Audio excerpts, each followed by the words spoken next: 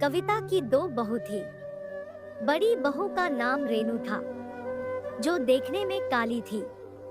वह उसके बड़े बेटे अंकित की बीवी थी। उन दोनों की लव मैरिज हुई थी। कविता अपनी बड़ी बहू को उसके रंग के कारण बिल्कुल भी पसंद नहीं करती थी। उसकी छोटी बहू का नाम सलोनी था, जो कि उसके छोटे बेटे तुषार की बीवी थी।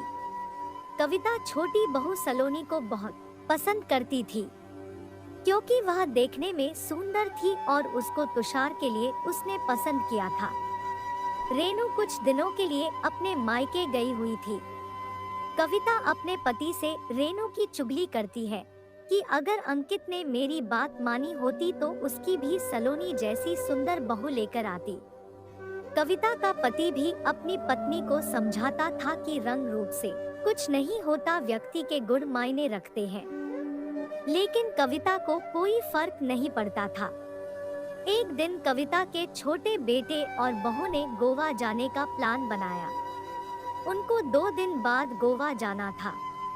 अगले दिन कविता की कमर में बहुत दर्द होने लगा। उसको डॉक्टर के पास जाना था, तो उसने अपने छोटे बेटे तुषार को कहा, तो तुषार ने बोला कि आज हमें शॉपिंग करने के लिए मार्केट जाना है, आप बड़े भाई के साथ चले जाइए।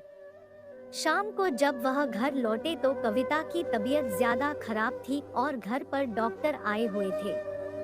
डॉक्टर ने कविता को 1 हफ्ते बेड पर लेटने की सलाह दी। तुषार के पिता ने तुषार को गोवा बाद में जाने को कहा।